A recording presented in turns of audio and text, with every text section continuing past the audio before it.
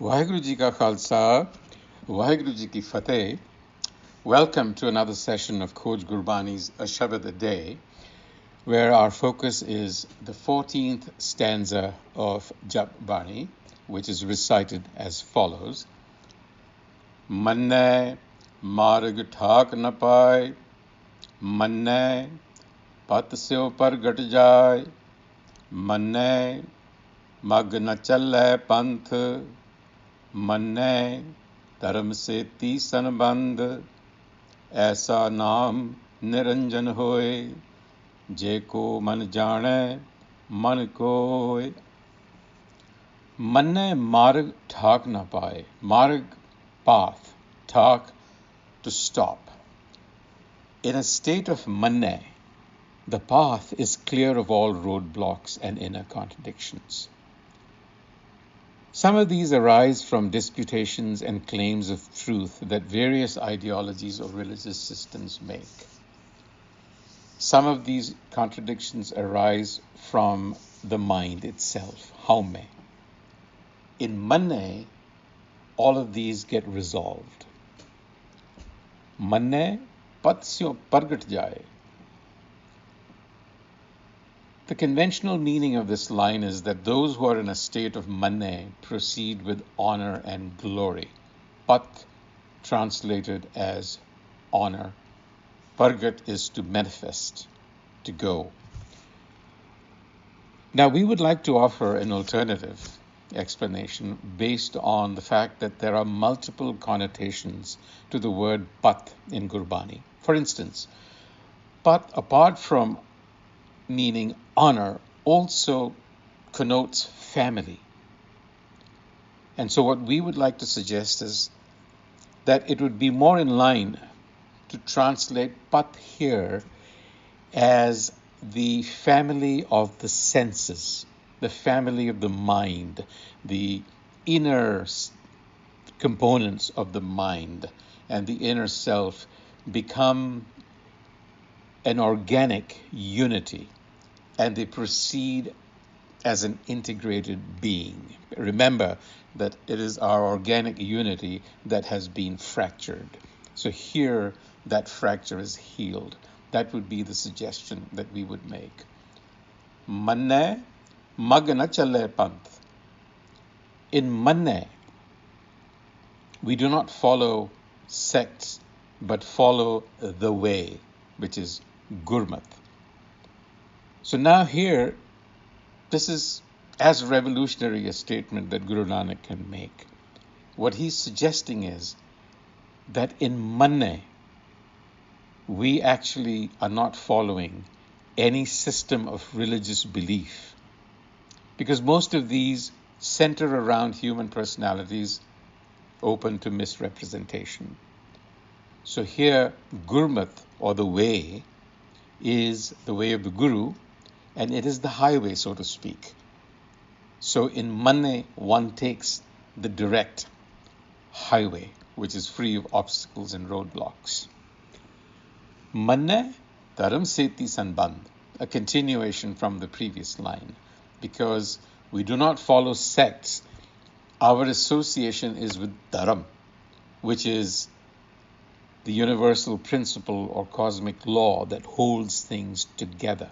It comes from the word tri, the root tri, which means to hold together. And here is being used as a synonym for hukam. So in other words, in manne, one is attuned directly to hukam. Aisa naam niranjan hoye, je ko man jane man koye. We've already treated these lines in earlier pauris. So now we notice that there is a continuation from the previous themes. We've discovered that the journey from haume to hukam requires the practice of shabad, what Gurbani calls Gur ka shabad kamai. And we've also come to realize and recognize that shabad is the creative principle of the universe and is latent in every individual. And it emerges only when an individual becomes aware of and aligns with hukam, which is the organizing principle of the universe. It is the force that is the law. And so, manne marg thak na paye, talks about those who have accepted Guru wisdom and the fact that they will not encounter roadblocks, because as we have said, that these are usually the contradictions between sects, the contradictions of the mind itself.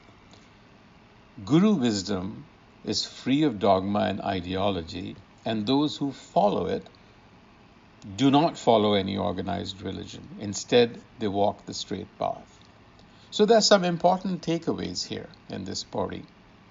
If you look around, much of our energy is spent in trying to prop up our belief systems, whether we do it through ritual or practice, or whether we spend our energy in arguing or defending our own beliefs, and in many instances trying to convert or convince others. And the result, as you know, is a lot of strife and discord. Guruji here is showing us the folly of attaching or fastening ourselves to a system of belief. As we said earlier, the implications of this Pauri are nothing short of revolutionary, because Guruji here is essentially undermining the religion of dogma, the religion of belief, and the religion of practice.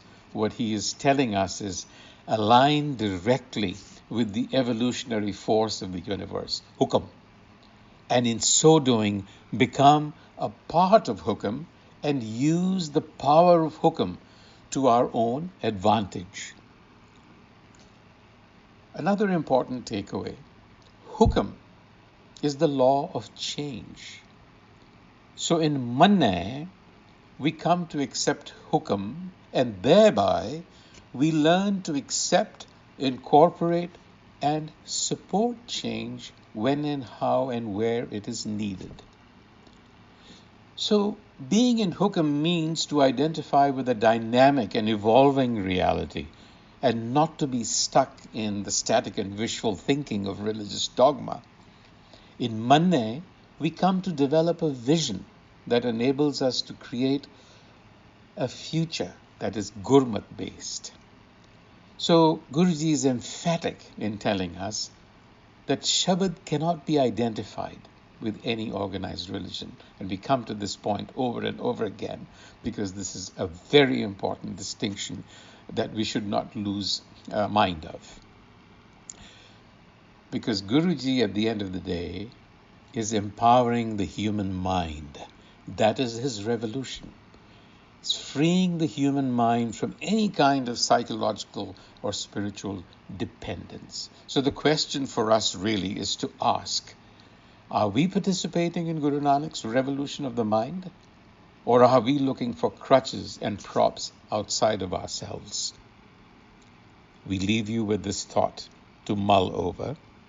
Till the next time, Vaheguru Ji Ka Khalsa, Vaheguru Ji Ki Fateh.